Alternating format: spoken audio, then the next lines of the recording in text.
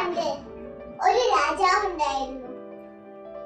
ഈ രാജാവിന് ബുദ്ധിമാനായ ഒരു മന്ത്രി ഉണ്ടായിരുന്നു.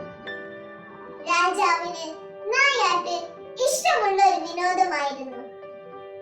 സമയം കിട്ടുമ്പോഴൊക്കെ രാജാവും മന്ത്രിയും ബാക്കിയുള്ള ഭടന്മാരെയും കൂട്ടി നായാട്ടിന് പോകുമായിരുന്നു.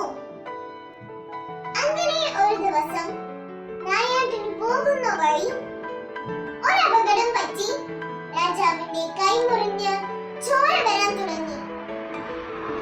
അപ്പോൾ മന്ത്രി പറഞ്ഞു, അത് നല്ലത് തന്നെ. ഇത് കേട്ടപ്പോൾ രാജാവിന് ദേഷ്യമായി.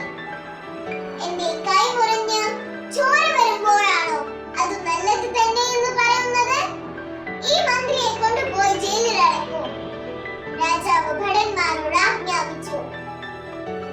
അപ്പോൾ മന്ത്രി പറഞ്ഞു, അതും നല്ലത് തന്നെ. ഉടനെ തന്നെ രാജാവിന്റെ ഭടന്മാർ മന്ത്രിയെ കൊണ്ടുപോയി ജയിലിൽ അടച്ചു. രാജാവ് നായാട്ട് തുടർന്നു.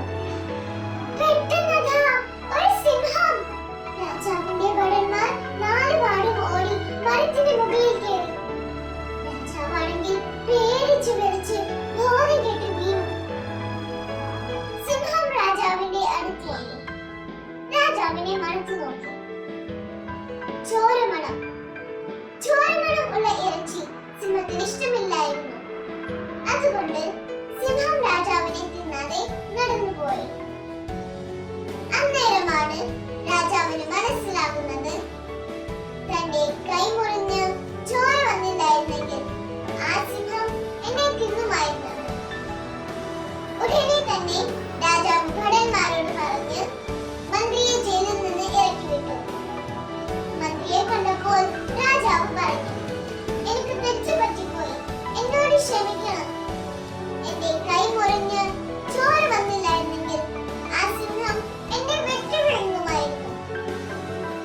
ഇത് കേട്ട മന്ത്രി പറഞ്ഞു, അങ്ങ് എന്നെ ജയിലിൽ ഇട്ടില്ലായിരുന്നെങ്കിൽ എന്നെയും ആ സിംഹം തിന്നുമായിരുന്നു. എനിക്കാണെങ്കിൽ മരത്തിൽ കയറാൻ പോലും അറിയില്ല. എല്ലാവരും കൂട്ടത്തോടെ ചിരിച്ചു. അതിനുശേഷം രാജാവ് കുറെ നല്ല സമ്മാനങ്ങൾ മന്ത്രിക്ക് കൊടുക്കുകയും ചെയ്തു. എല്ലാവർക്കും സന്തോഷമായി. ഈ കഥയ്ക്ക് ഒരർത്ഥമുണ്ട്. ആ അർത്ഥം നമ്മുടെ ജീവിതത്തിൽ എന്ത് സംഭവിച്ചാലും അത് നല്ലതിനു വേണ്ടിയിട്ടാണെന്ന് നമ്മൾ കരുതണം.